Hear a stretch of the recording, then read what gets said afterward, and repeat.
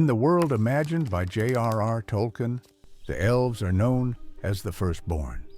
They awoke by the waters of Cuiviénen, under the starlight, before the moon or the sun had ever risen. They are immortal, not unchanging, but unending. They do not escape time. They endure it. Elves experience the world differently from mortals. To them, centuries feel like seasons. Memory is not a story told. It is a landscape still visible.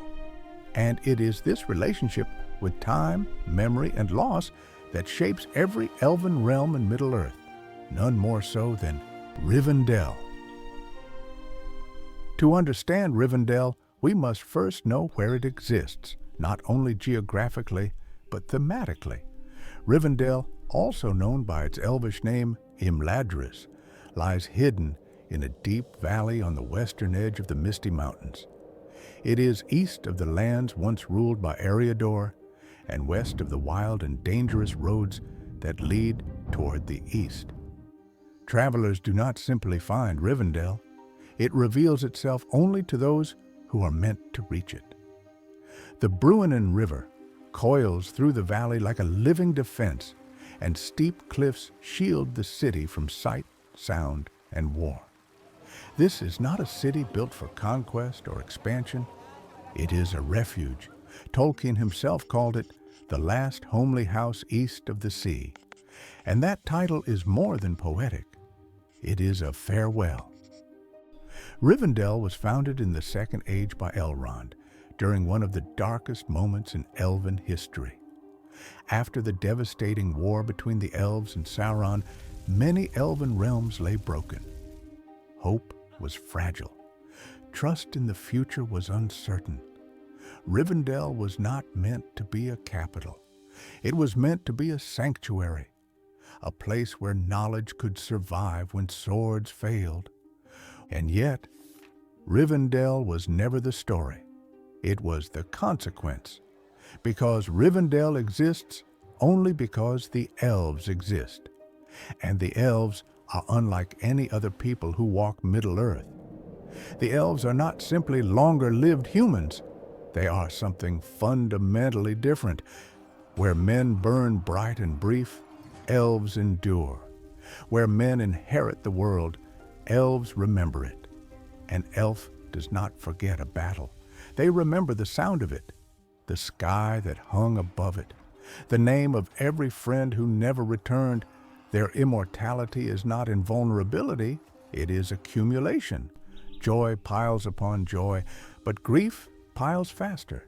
This is why elves are cautious where men are bold, why they value preservation over conquest, why they build places like Rivendell instead of empires.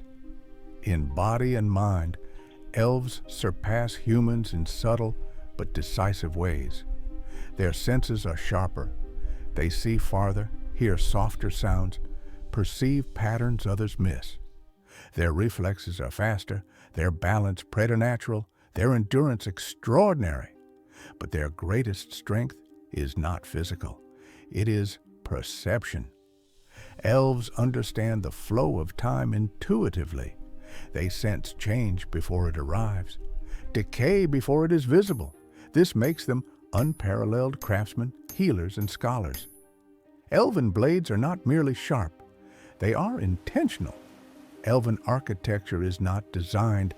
It is remembered. To humans, this often feels like magic. To elves, it is simply clarity. And yet, for all their wisdom, there is one thing the elves do not possess: death. To men, death is a tragedy, but also a release, a door that leads somewhere unknown. To elves, death is incomprehensible. They are bound to the world for as long as it lasts.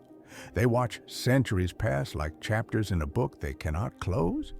This is why the elves both admire and fear men. Humans live briefly, but intensely. They act without the weight of eternity. They dare where elves hesitate.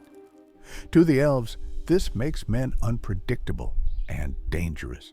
Not because humans are cruel, but because they are free in a way elves never will be. What men call the gift of death, elves experience as loss without end. They do not envy human strength, they envy human finality. Despite their differences, the elves were never isolated from the world. They forged alliances, carefully, deliberately. With the dwarves, relationships oscillated between rivalry and respect. Their crafts differed, but their devotion to creation bound them together in moments of greatness. With men, alliances were born in war. Against shadows that threatened all peoples, elves and humans stood side by side, most notably against the rising darkness of Sauron. But every alliance carried a cost. Every war reminded the elves that the world was changing faster than they could follow. As the ages passed, the elves did not fall. They withdrew.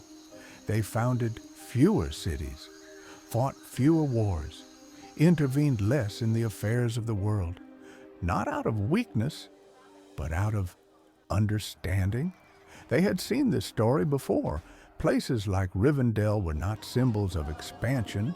They were acts of preservation, quiet strongholds of memory in a world rushing toward forgetfulness. Seen through this lens, Rivendell is not merely a city.